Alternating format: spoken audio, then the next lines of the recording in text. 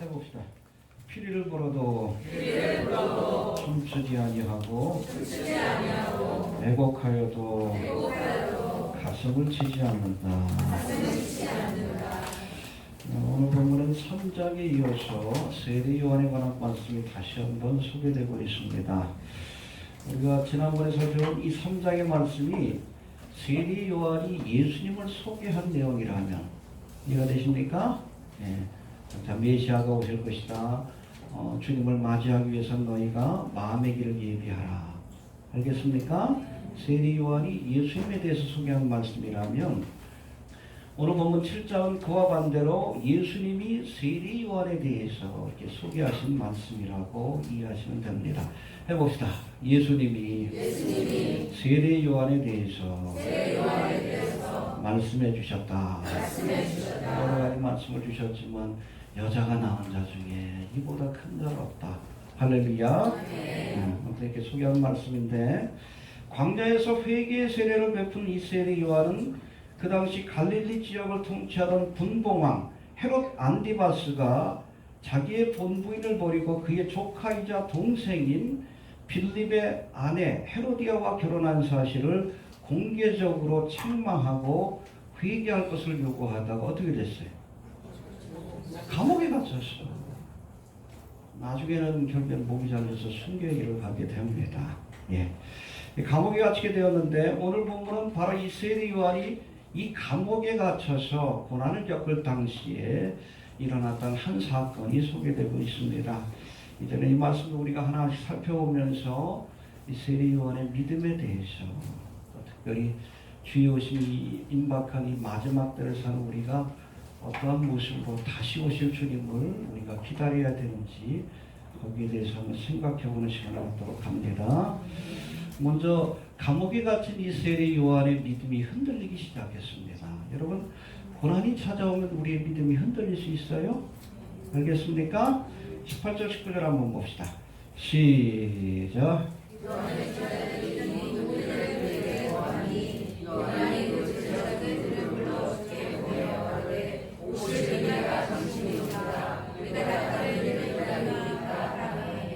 예, 헤롯왕을 비판하다가 감옥에 갇힌 이 세례 요한은 자신의 제자를 보내서 예수님께 묻습니다. 오실 그이가 당신이 맞습니까? 아니면 다른 사람을 기다릴까요? 기가 막히죠. 세례 요한이 예수님을 메시아로 소개했는데 근데 감옥에 갔으니까 그 믿음 자체가 흔들리기 시작했어요. 그래서 정말 메시아가 맞습니까? 다른 사람을 기다려야 합니까? 이렇게 물었다는 거예요. 이렇게 보는 데는 아마 두 가지 이유가 있었던 것으로 많은 학자들은 이렇게 기록하고 있는데 먼저 요단강에서 세례를 주어 예수님이 오실 길을 예비한 세례 요한이었지만 감옥에 갇혀서 고초를 겪게 되자 믿음과 확신이 약해졌다는 겁니다. 해봅시다. 고난이 올 때 믿음이 약해질 수 있다. 여러분 갈멜산상에서 영적인 승리를 거둔 엘리야였지만 오히려 이세벨이 저를 죽이려 한다는 소식을 듣자 엘리야가 낙심하여서 광야로 도망갔어. 로뎀 나무에 앉아가지고 뭐라고 합니까? 나만 남았으니 나도 죽여주옵소서. 디프레션에 빠진 거예요. 그럴 수 있는 겁니다. 의인욥도 그렇잖아요. 하나님께서 그의 재산과 자녀들을 걷어가시고 건강을 걷어가실 때는 당당한 믿음을 보여서 주시니도 여호와시요 취하시니도 여호와시오니 여호와 이름이 찬양을 받을지어다. 할렐루야. 시간이 지나갈수록 그의 믿음이 약해졌습니다. 친구들하고 이렇게 토론을 하면서 하나님을 원망 그런 거예요. 고난이 길어지면 그럴 수 있는 겁니다. 해봅시다. 그럴 수 있는 것이다. 이처럼 이 세례 요한의 믿음이 흔들릴 때에 오늘 본문에서도 나오지만 예수님께서 저에게 하나님의 말씀을 상기시켜 주심으로 그 믿음을 새롭게 해주셨습니다. 할렐루야. 해봅시다. 믿음이 흔들릴 때 말씀으로 믿음을 새롭게 하셨다. 여러분의 믿음이 흔들릴 때 어떻게 합니까? 하나님의 말씀을 들으세요. 믿음은 들으면서 나는 거예요. 엘리야도 그 믿음이 흔들릴 때 하나님이 어떻게 하셨습니까? 저를 어디로? 호렙산으로 이끄셔가지고 세미한 음성 가운데 만나 주셨어요. 말씀을 주셨습니다. 낙심하지 마라. 네가 시작한 일을 엘리사가 마무리 지을 것이고. 할렐루야. 그 말씀을 듣고 용기를 내서 다시금 여러분 산 밑으로 내려가서 사명을 완수한 거예요. 말씀을 들으시길 바랍니다. 믿음이 약해지고 흔들릴 때가 있어요. 특별히 고난이 오고 환난이 닥쳐올 때는 우리도 인간인지라 그렇죠. 흔들릴 수 있습니다. 뭐 엘리야, 세리요한도 그러고 엘리야도 그랬는데 그때는 주님의 음성에 세미한 음성에 귀를 기울이시길 바랍니다. 말씀을 들을 때에 우리의 마음속에 확신이 생기는 거예요. 담대한 용기와 믿음이 생기는 겁니다. 해봅시다. 말씀을 듣자. 두 번째, 세리요한이 오실 그이가 당신이 오니까 우리가 다른 일을 기다려오니까 이렇게 물은 두 번째 이유는 세리요한이 생각했던 메시아의 모습과 예수님이 보여준 모습이 달랐기 때문에 혼동을 한 거예요. 여러분 그 당시에 뭐 세리요한을 비롯한 유대인들은 메시아 그러면 정치적인 메시아를 떠올리고 있었습니다. 로마의 압제로부터 이스라엘을 구원해낼 메시아를 생각했는데, 그렇죠? 헤롯도 여러분 이두메인이요, 에돔 족속인데 헤롯의 학정으로부터 구원해줘. 그렇잖아요. 감옥에 갔었으면 나 좀 구원해줘야 돼. 정치적인 메시아를 생각했는데 예수님은 그렇지가 않거든요. 행보를 보니까. 예수님에 대해서 오해를 했기 때문에 그런 거예요. 여러분 초림의 주님은 세상을 심판하러 오신 것이 아니라 구원하기 위해서 오신 것입니다. 해봅시다. 심판하기 위해 오신 것이 아니라 구원하기 위해 오신 것이다. 여러분 초림의 주님은 이스라엘을 해방시키기 위해서 오신 것이 아니라 십자가를 통해서 대속의 사역을 완성하기 위해서 이 땅에 오셨습니다. 물론 여러분 예수님이 재림하실 때 여기에 관한 성경 예언들이 나와요. 이제 세상 나라들을 심판하시고 당신의 택한 백성 이스라엘을 구원하여 제사장 나라로 삼을 것이다 라고 성경에 예언되어 있습니다. 그럼 그건 재림의 때에 있을 일이요. 그거를 잘 몰랐기 때문에 이해가 됩니까? 구약에 보면 초림과 재림에 관한 예언들이 섞여 있으니까 그걸 잘 이해를 못했기 때문에 지식의 한계로 인해서 그 마음속에 의심이 들게 되었다는 거예요. 해봅시다. 지식의 한계가 의심을 가져왔다. 우리가 말씀을 알아도 온전한 지식이 없으면 내가 이해 못하는 상황이 닥쳤을 때에 우리의 믿음이 흔들릴 수 있는 거예요. 그래서 하나님의 말씀을 알 때 온전히 깨닫기 위해서 했어야 합니다. 여호와를 알라? 알아야죠. 아는 만큼 믿을 수 있는 것이고 믿는 만큼 확신을 가질 수 있는 거예요. 해봅시다. 아는 만큼 믿는 거다. 지금 마지막 때라는 많은 증거를 보여주시는데 몰라! 성경을 모르니까. 지식이 없어서 망한 거지. 알아야 믿을 것 아니에요. 믿어야 보이죠. 믿어야 확신을 가질 수 있는 거죠. 흔들리지 않는 거지. 알아야 합니다. 성경 좀 열심히 봐요. 한국에 보면 답답해 그렇잖아요. 미국 교회들은 지금 뭐 주님 오신 날이 가깝다라고 그렇잖아요. 시대 징조를 보여주고 있잖아요. 종말에 관한 성경이 한테 실현되는 시대 징조를 보여주는데도 한국 교회는 잠자고 있어. 정신 못 차리고 있어요. 정치하려고 그러고. 목사들이 나섰으면 정치하려고 그러고. 정신 못 차려. 세상은 장망성인데 왜 장망성에 미련 욕심도요? 무지해서 그래요. 무지해서. 8년 동안 사역해도 들으려고 하지 않아. 답답해요. 재림을 강조하고 우리 교도 안에서도 재림의 복음을 안 자네. 뭐 하는 짓이야 이게. 아는 만큼 보이는 거예요. 아는 만큼 믿을 수 있는 거고. 안다고 다 믿는 건 아니에요. 그렇죠? 알아도 안 믿는 사람도 있잖아. 바리새인 성경도. 그러나 알지 못하면 믿을 수 없는 건데. 알아야 합니다.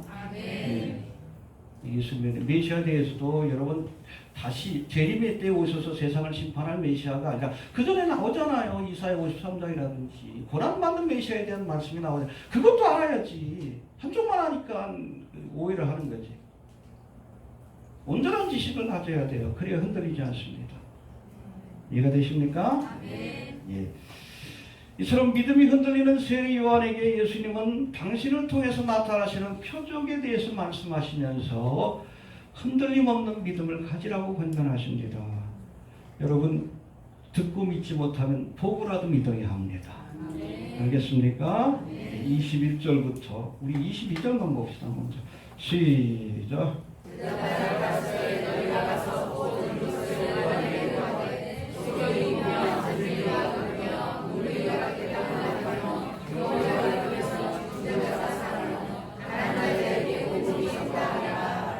할렐루야.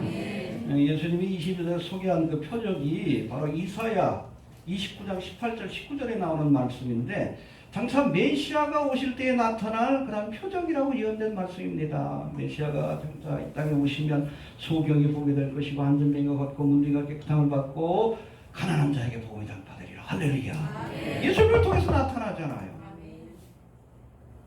듣고 믿지 못한다면 보고라도 믿으라는 거예요. 여러분, 보지 않고 믿는 자가 복됩니다. 도마가 보여달라고 그랬다. 책망 받았잖아. 보는 거로 믿느냐는 보지 않고 믿는 자가 복되거든. 하나님이 말씀하시면 반드시 될 줄로. 이게 백부장의 믿음 아니에요. 그러니까 이만한 믿음이 없다라고 하신 거지. 그러니까 여러분, 보지 않으면 믿을 수 없다면 우리가 그럴 때가 있잖아요. 보고서라도 믿으라는 얘기예요. 해봅시다. 보고서라도 믿으라. 시대의 표적을 보고서라도, 예수님을 통해서 나타나는 표적을 보고서라도 예수님이 메시아라는 사실을 믿으라는 얘기입니다. 의심하지 말고. 여러분, 지금 우리 주변에는 우리가 살고 있는 이 시대가 성경에서 예언하고 있는 마지막 때라는 것을 보여주는 시대의 표적들이 많이 나타나고 있어요. 보여주고 계십니다. 더 이상 무슨 표적을 보여주셔? 처처에 전쟁, 지진, 기근, 온역의 소식이 들려옵니다. 여러분, 마지막 때는 로세 때와 같은 것이라고 했는데 지금처럼 여러분 동성애가 이렇게 확산된 때가 어디 있어? 역사적으로 벌거벗고 막 이상한 짓들 하잖아. 지난주에도 여러분 부평역에서 뭐 하는 짓이요? 동방예의 지국이 아니고 뭐요 이게? 그 동조하는 사람이 몇 명이 돼요. 그런데도 정부의 지원을 받고 NGO의 지원을 받고 국제적인 협조 아래 지금 동성애를 퍼뜨리고 있어요. 그래야 지옥 가니까. 한 사람이라도 더 지옥 보내려고. 지금이 로세 때가 아닙니까? 여러분, 역사적으로 동성애가 없었던 때는 없어요. 그러나 로세 때의 여러분 특징이 뭡니까? 동성애가 문화가 되고 이 동성애를 저지르면서도 부끄러운 줄 몰라. 지금이 그런 때예요. 지금이 오히려 큰 소리 치잖아. 예, 앞으로 이제 차별론법 통과돼봐. 동성애 죄다 그러면 끌려가지. 차별은 율법이 아니에요. 기독교인들을 차별하는 법이지. 이게 로세 때가 아닙니까? 이런 모습을 보면서도 아직도 시간이 많이 남았다고 생각해요.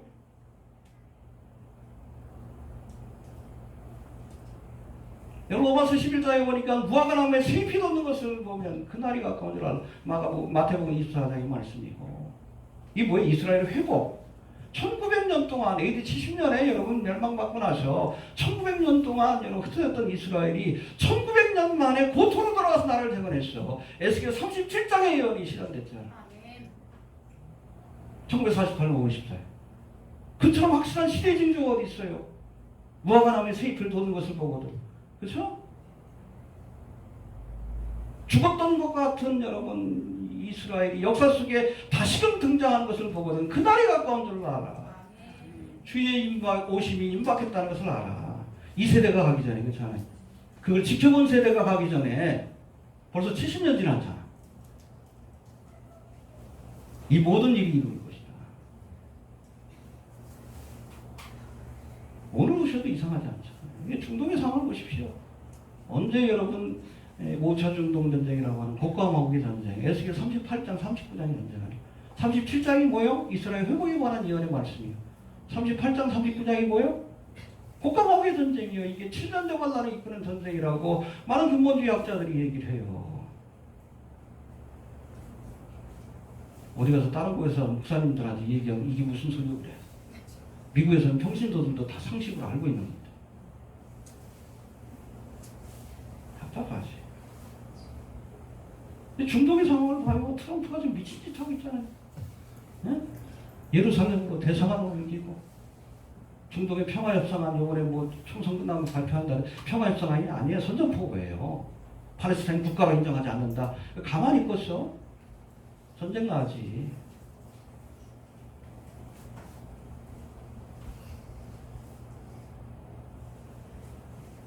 결국 이 전쟁이 7년 동안을 이끌 것이다라고 얘기를 합니다. 많은 학자들이 보여주고 계시잖아. 이게 시대의 표적이에요. 보고라도 믿어라. 괜찮아. 더 이상 뭘 보여줍니까? 양심도 있지. 더 뭘 보여달라 그래. 죽은 자를 살리고 문둥병자를 일으키고 그렇잖아요. 더 이상 뭘 보여줘. 표적이 없는 게 아니에요. 믿음이 없는 거지. 완악한 세계 아닙니까? 초림의 때하고 재림의 때가 비슷해. 한국교회는 정신 못 차리잖아요. 뭘 해야 될 때인지도 몰라. 전도서 3장을 보세요. 때를 아는 것이 지혜입니다. 철이 없어. 주님 오실 날 가까워서 깨어 있어야지. 해봅시다. 보고라도 믿어라. 표적을 보고서라도 믿어라. 이해가 되십니까? 네.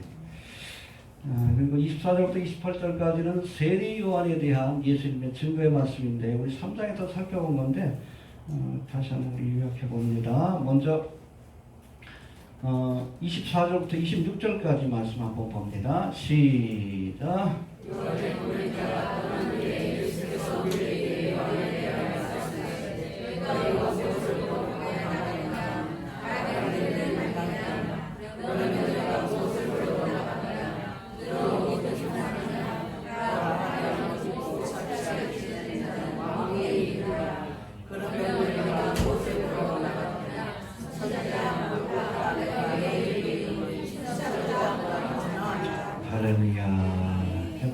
너희가 무엇을 보려고 광야에 나갔더냐? 뭘 보려고? 하나님의 선지자를 보기 위해서. 할렐루야. 여러분 세리요한 같은 참된 선지자를 만나려면 왕궁에 가면 안 돼요. 좋은 옷 입고 사치스러운 그런 삶을 사는 왕궁에 가면 안 되고 광야로 나가야 참된 선지자를 만날 수 있는 거예요. 하나님의 사역자가 머물러야 할 곳은 광야입니다. 광야의 영성을 잃어버리니까 타락하는 거예요. 왕국에 머물러. 스스로 광야에서 외치는 자의 소리라고 소개했던 세례 요한은 항상 광야에서 머물면서 이곳에서 회개의 세례를 전파했어요. 왜 광야에 머물렀습니까? 그래야 하나님의 음성을 듣기 때문에 그래요. 목사가 성경 봐야지, 기도해야지. 쓸데없는 일에 너무 바빠. 광야로 나가서 하나님의 음성을 들어야죠. 그래야 전파할 말씀이 있을 거다. 왜 또 광야로 나갔습니까? 세상의 미혹으로부터 멀어지기 위한 겁니다. 돈, 명예, 권세로부터 멀어져야죠. 맨 여러분 뉴스 나오는 거 봐. 왜 목사가 비자금을 1,000억씩이나 굴리고 왜 목사가 또 정치하겠다고 명예욕 아니요? 미친 것들이지. 교회를 정치판으로 만들어 놓고 이 독사의 자식들.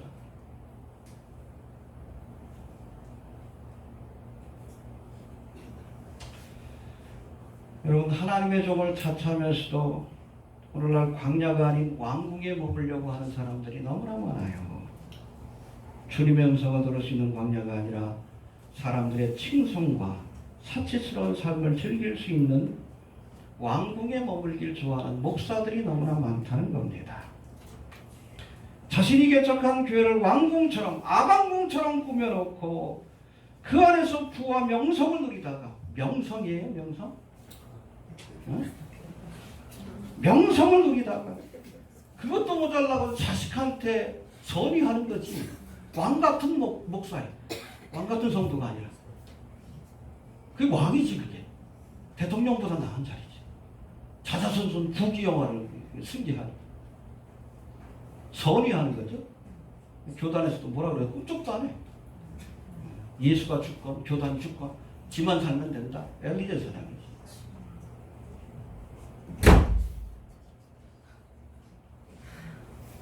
목사가 궁전에 머물면 사치스럽고 화려한 곳에 돈 명의 권세가 모여있는 그곳에 모이면 광야의 영성을 잃어버려요. 목사가 아니라 싹군 되는 거예요. 한국교회가 이렇게 타락해서 광야의 영성을 잃어버린 거야. 금과 은은 내게 없어도 예수 그리스도의 이름 그 권세만을 의지할 수. 그게 광야의 영성 아닙니까? 한국교회 금과 은은 많아. 예수 이름의 권세와 능력이 없어. 광야의 영성을 잃어버려서 그래.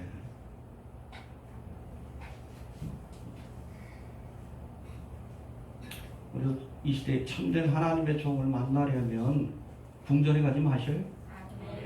의리의리한 교회 찾아다니지 마십시오. 그곳에서 좋은 옷 입고 좋은 음식 먹으면서 진짜 모르지만 사랑교회인가? 그 누구요? 응? 누구야?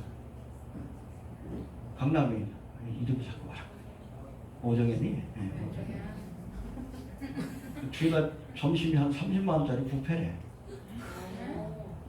30만 원은 우리 교인들 다 회식할 테니까. 정신 못 차린 것들이 있어요. 정신 못 차린 것들이 있어요. 그게 왕궁 아니에요? 거기에 진실한 목사가 없어요.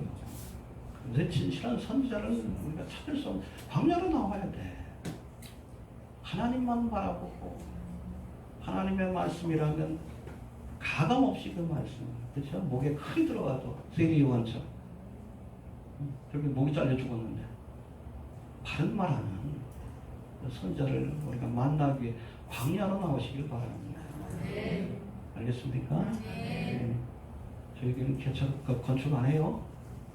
알겠습니까? 의미가 없어요. 에클레시아는 여러분 교인들의 모임이지 건물이 아니에요. 대부분의 목사들이 자기 욕심 때문에 건물 세우는 거지. 해봅시다. 광야로 나가자. 두 번째, 세례요한은 주의 길을 예비한 사명을 맡은 자라 말씀합니다. 27절 봅시다. 27절 시작.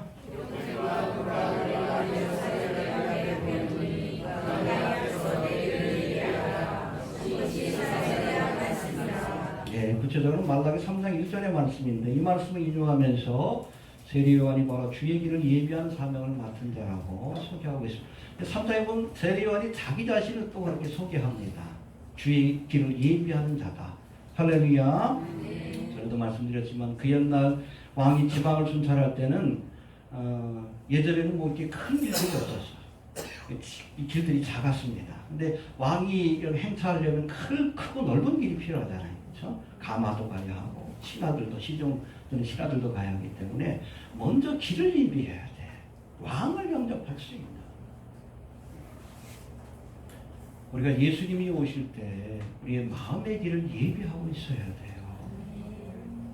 교만한 마음이 깎이고 패인 것이 메워지고 굽은 것이 여러분 고다치고 평탄해져야 합니다.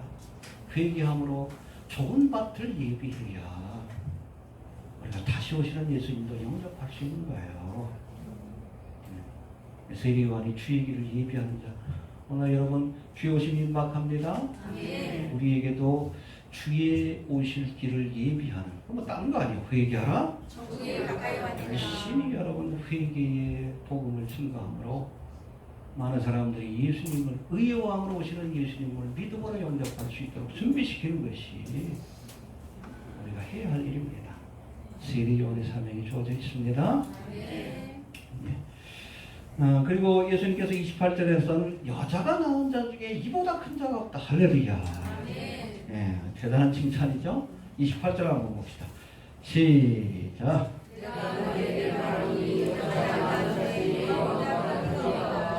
그러나 할렐루야. 여러분 세례요한은 구약의 마지막 선지자라고 얘기합니다. 말라기에 보면 이 세례요한을 엘리야하고 이렇게 비교합니다. 구약에 여러분 우리가 구약 성경을 얘기할 때 율법과 선지서라고 얘기를 해요. 중간에 성문서들이 있지만 율법서, 모세오경 누가 졌어? 모세가 졌지. 선지자의 대표가 누구예요? 엘리야예요. 엘리야 대표. 변화선상에 두 사람이 나타났지. 이해가 되십니까? 엘리야는 여러분 구약의 인물 가운데 가장 큰 인물이라고 예수님이 평가하신 거예요.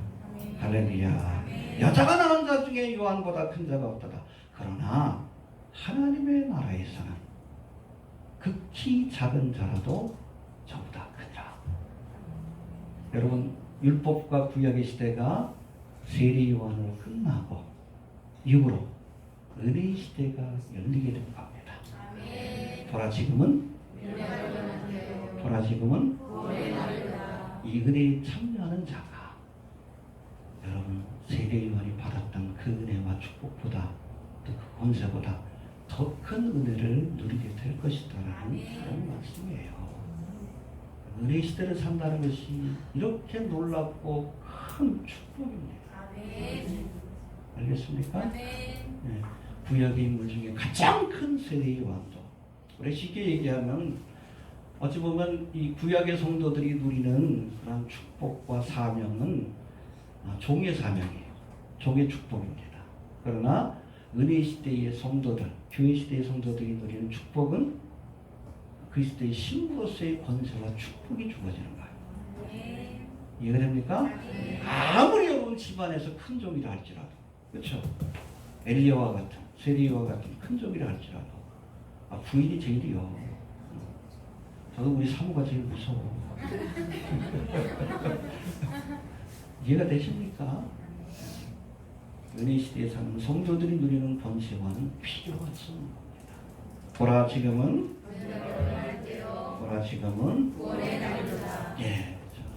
구약을 율법의 시대라고 하면 예수님이 오심으로 우리에게 은혜의 시대가 열린 겁니다. 그러나 이 은혜의 시대가 영원히 지속되는 게 아니에요.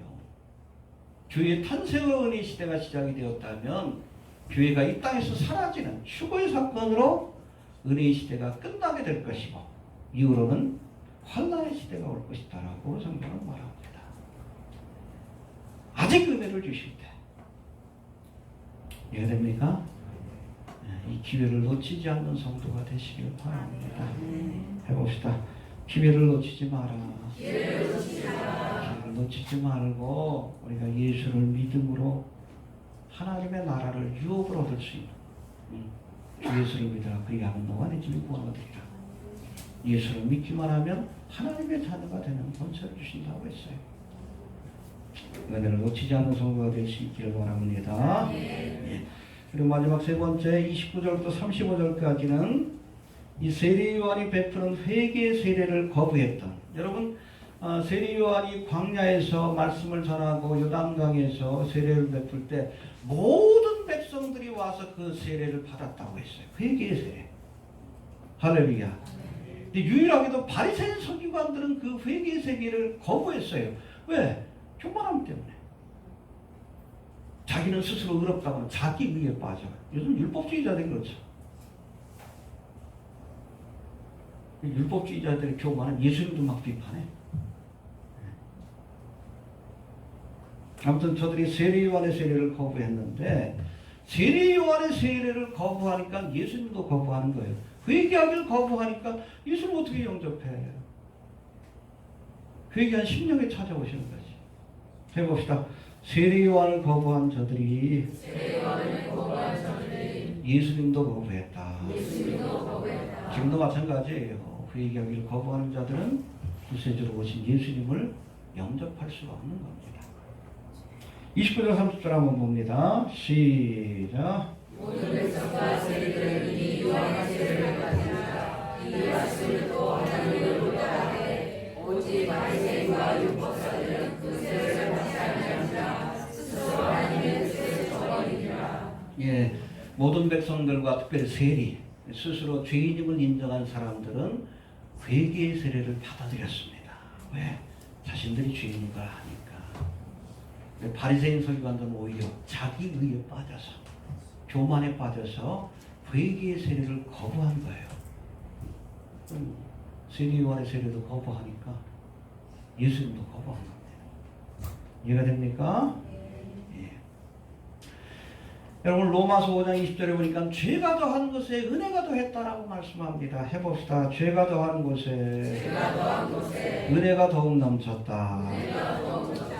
세리와 창기처럼 죄가 많은 자들은 세리 요한이 베푼 회개의 세례를 쉽게 받아들입니다. 그러니까 여러분 대속의 은혜를 경험하게 되는 거예요. 예수 그리스도의 은혜가 넘치게 되는 겁니다. 할렐루야. 하지만 스스로 의롭다 여긴 바리새인 서기관들은 회개의 세례를 거부했기 때문에 결국 죄사함의 은혜도 주어지지 않는 거예요. 이해가 됩니까? 예. 그래서 이런 바리새인 서기관들을 향해 오늘 본문은 저들이 스스로 하나님의 뜻을 저버렸다라고 이렇게 평가합니다. 30절 한번 봅시다. 시작.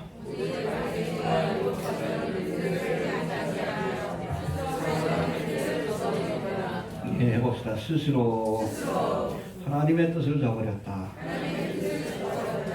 여기 속에 보니까 rejected God's purpose for themselves. 그들을 위해서 하나님의 뜻을, 자신들의 뜻을 이루기 위해 하나님의 뜻을 버린 겁니다.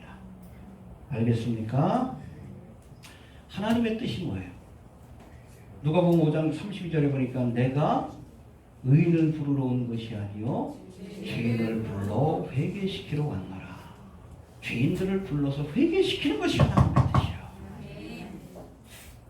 그것이 세례 요한을 보내고 예수님을 보내신 하나님의 뜻이에요. 근데 그 뜻을 저버렸어요. 바리새인 서기관. 왜? 자신들의 생각과 뜻을 이루기 위해 율법을 통해서 의롭다 하면 율법주의자라고 하는, 율법주의라고 하는 자신들의 뜻을 세우기 위해 하나님의 뜻을 거부한 겁니다. 복음을 거부한 거예요. 결국 이걸로 인해서 심판을 받는 거예요. 우리의 뜻과 하나님의 뜻이 다르면 내 뜻을 버려야 합니다. 내 뜻대로 마옵시고 그게 믿음이지. 주님의 뜻을 꺾고 내 뜻을 이루겠다? 그게 교만이지. 사도 요한이 베푼 회개의 세례를 거부한 바리새인 서기관들을 향해 예수님께서는 한 비유의 말씀을 들어 저들의 완고한 마음을 책망하십니다. 너무나 잘 알죠? 31절 32절 봅시다. 시작. 또 가라사대 이 세대 사람은 무엇으로 비유하고 무엇과 같으고 비유컨대 아이들이 한다. 우리가 너희를 향하여 미를 물어도 너희가 춤추지 않고 우리가 애고를 하여도 너희가 울지 아니하였다. 예, 이제 골목에서 아이들이 모여서 결혼식 놀이를 해. 그래서 한쪽에 있는 아이들이 야 우리가 피리 부는 흉내를 낼 테니까 너희가 춤을 춰라. 열심히 피리 입으로 막 삐리리 삐리리 그러는데 안 춰. 피리 불면 춤추는 흉내를 내야 될 거 아니고. 재미가 없으니까 다음번에 야 이번에는 장례식 흉내를 내자. 우리가 애곡할 테니까 아이고 할 테니까 너희는 우는 흉내를 좀 내봐라. 열심히 애고 하는데도 울질 않아. 여러분 세례 요한이 와서 회개하라 천국이 가까웠다라고 외치면 이 외침에 응답해서 회개를 해야죠. 피리를 불면 춤을 춰야 될 것 아니에요. 애곡하면 가슴을 치고 울어야 될 것 아니에요. 하나님의 선지자가 와서 외치면 회개하라 천국이 가까웠다. 반응을 보여야지. 피를 불어도 춤추지 않으면 애국하여 가슴을 치지 않는다. 심판받은 증거예요. 저도 뭐 8년 동안 회개하러 천국에 갖고 왔다. 아무리 외쳐도 안 들어.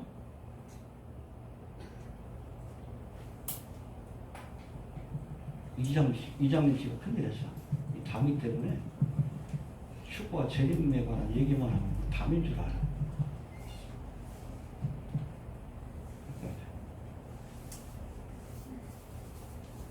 답답해요.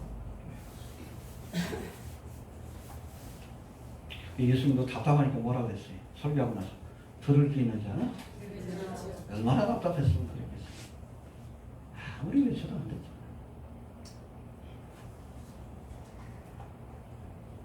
여러분, 외침이 없는 게 아니에요. 아무리 외쳐도 듣지 않으려고 하는 완악한 마음, 그것 때문에 심판받는 거예요. 눈이 있어도 보지 못하고 귀가 있어도 듣지 못하고 마음으로 깨닫지 못하게 하리라. 하나님께서 심판하시겠다는 거예요. 지금 그렇잖아. 눈이 있어도 보지 못하고 귀가 있어도 듣지 못하고 마음으로 깨닫지 못하잖아. 이미 심판받은 증거입니다. 이런 한국교회가 무슨 뭐 마지막 때 큰일에 웃기지 말라 그래. 거짓말하지 말라. 가만히 있는 것이 도와줘.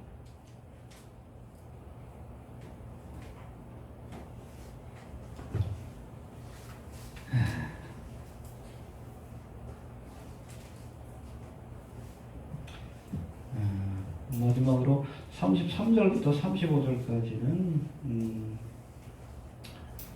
이런 세례요한과 예수님을 비판하는 바리새인들의 비판의 말들이 나오는데 33절, 34절 한번 봅시다. 저들은 피를 벌어도 춤추지 않고 애곡하여도 가슴을 치지 않을 뿐 아니라, 그렇죠? 하나님 주신 말씀에 반응하지 않을 뿐 아니라 한 걸음 더 나아가 이 말씀을 전하는 세례요한과 예수님을 비판했어. 웃기는 것들이요. 뭐라고 했습니까? 33절, 34절. 시작. 세례요한이 와서 도망치지 않으며 포도주도 마시지 않으면 너희가 뒤지시를 따르니 인자는 와서 먹고 마시되 너희가 입으라 먹기를 당하고 포도주를 즐기는 사람이요 세례와 죄의 지식으로 따르니. 어떻게 하라는 거예요? 니카라는 거예요. 먹으라는 거예요. 마음이 삐뚤어졌으니까 이렇게도 비판하고 저렇게도 비판하는 거예요. 교만과 편견의 안경을 쓰고 바라보니까 금식을 하면서 회개 세례를 전파한 세례 요한도, 또 요한은 반대로 사람들과 먹고 마시면서 은혜의 복음을 전한 예수님도 다 비판의 대상으로 보이는 겁니다. 해봅시다. 마음이 삐뚤어져서 그런 것이다. 이 교만과 편견이라는 안경이 벗겨지지 않으면 세례 요한도 예수님도 바르게 이해할 수가 없는 거예요. 이거 됩니까? 세례 요한이 문제가 있는 게 아니에요. 세례 요한은 금식해야지. 왜? 회개세를 전파해야 되니까. 예수님 먹고 마셔야 합니다. 하나님의 나라를 전파해야 되기 때문에. 의와 평강과 희락이라. 할렐루야. 그렇잖아요. 이래도 비판하고 저래도 비판하고 마음이 잘못되어 있어서 그래요. 해봅시다. 교만과 편견이라는 안경을 벗어야 한다. 요즘 한국교회 안에서 참 심각한 문제인데 이데올로기라는 안경을 쓰고 세상을 바라보는 사람들이 있어. 그러니까 좌아니면 우요. 자기네 편이 아니면 다 빨갱이요. 여당이 뭐 남북 화해 경제 협력 그러니까 다 빨갱이래. 야당은 애국이래. 친일하는 게 애국이요? 이게 뭐밖에 안 보이는 거야. 이데올로기라는 안경을 쓰고 보니까 이 교회 안에서 자꾸 이데올로기를 주입시켜가지고 말씀이 아닌 이데올로기, 이게 독초예요. 성도들의 눈을 어둡게 하는 자들이 있어요. 우리 그리스도인들은 좌파 우파가 아니라 예수파가 돼야 돼요. 아마 예수님이 오셔도 저들은 물어볼 거예요. 당신 좌파요 우파요? 빨갱이네 그럴 거예요. 초대교회 봐요. 여러분 공산주의 사회예요. 그걸 공산주의라고 합니까? 성도들이 아름다운 모임이라고 그러지. 제가 그 러시아가 그 구소련이 무너지고 나서 90년대에 러시아 가서 단기 선교 사역을 했는데 그때 여러분 거기 보면 공산주의 사회가 뭡니까? 공동으로 생산해서 공동으로 나눠 먹는 거예요. 그게 공산주의입니다. 사회주의 개념하고는 좀 달라요. 공산주의는 경제 개념이고 사회주의는 정책인 개념이에요. 그게 공산주의 사회인데 그걸 꼴호주라고 해요. 집단농장. 제가 있던 지역에도 이 고려인들이 부지런하니까 이 꼴호주에서도 꽤 높은 자리에 있어요. 한번 거기 로스토프 지역에 있는 꼴호주에 갔더니 경기도만 해. 3,000명이 경작하는데 크기가 경기도만 해요. 얼마나 땅이 많은지 징글징글 맞아. 딱 보면 지평선이 보여요. 밭고랑이 2km, 4km. 나무로 고랑을 해놔요. 콩밥을 해주겠다고 했더니 완두콩 2kg 4kg가 다 콩밭이요. 진짜 좋다고. 왜 심냐고 했더니 소주를 나고 싶는데 소나 먹는 거예요. 완두콩. 밥을 해주는데 3분의 2가 콩이고 3분의 1이 밥이요. 그게 콩밥이래. 거기서 먹는 스케일이 다르죠? 아무튼 집단농장이에요. 집단농장. 근데 그 집단농장 체제를 그대로 갖다 쓴 게 바로 이스라엘의 키부츠입니다. 공동생산? 그 공산주의 사회예요. 이스라엘도 공산주의 국가라고 해야 합니까? 이미 여러분 90년대에 구소련이 무너지고 나서는 이데올로기 전쟁은 끝난 거예요. 패한 겁니다. 공산주의 사상이 이미 여러분 역사적으로 증명이 된 거예요. 아직도 그거 들먹여. 그것하고 교회 안에서 당연하죠. 왜 동성애가 공산주의 어젠더예요? 적그리스도의 어젠더지. 어디서 나왔어요? 이 동성애 퍼뜨리고 타락한 문명. 캘리포니아에서 나왔잖아. 자본주의, 썩고 부패한 자본주의 사회에서 나온 거예요. 그걸 왜 이게 뭐 마르크시즘 뭐 이상한 식으로 이렇게 해석을 하는 친구들이 있어요. 자성교육을 시켜요. 순박한 성도들한테. 이게 한번 이데올로기라는 게 딱 써야 되니까 이게 빨갛지 않으면 파래. 다 빨갱이로 보여. 블로그를 통해서 그랬잖아요. 우리 예수 믿는 사람들은 좌파, 우파가 아닌 예수파가 되어야 된다. 그랬더니 한 기독교 카페에서 방빨로 그래. 방울에서 빨갱이 보려고 그래. 예수파가 되어야 된다면 빨갱이라고 해. 뭐 하는 짓이요?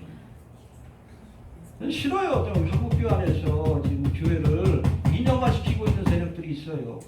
자신의 정치적인 목적을 위해서 뉴라이트 운동을 김진원 같은 쓰레기같은 인간들, 정동수 같은 쓰레기같은 인간들, 자신들의 정치적인 목적을 위해서 정치 세력하고 결탁해가지고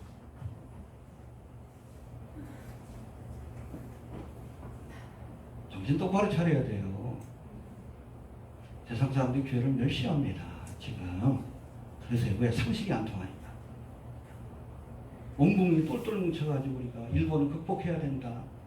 경제전쟁에서 이겨야 된다 그러는데 참 친일해야 된다. 아베 수상님 죄송합니다. 어느 게 권사하고 내가 알고 있는데.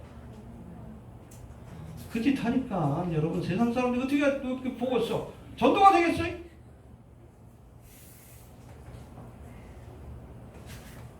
상식이 안 통해, 상식이. 우리 그리스도인들은 여러분 한 사회 엘리트가 돼야 합니다. 정치가들도 두려워해야 되는데 그 밑에 가가지고 꼬북 노릇해. 뭐요?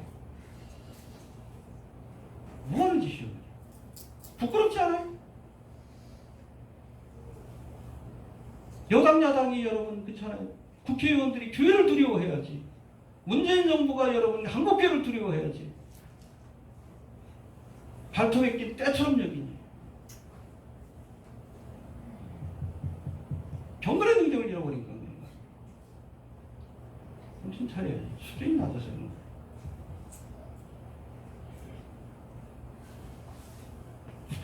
편견이라는 안경을 벗어야 돼요. 이거 쓰면 여러분 예수님도 빨갱이 보여요. 그렇잖아요. 바리새인 서기관이 교만에 또 자기의 편견이라는 안경을 쓰니까 예수님도 비판하는 거예요. 예수님도 억지를 탐하는 자다.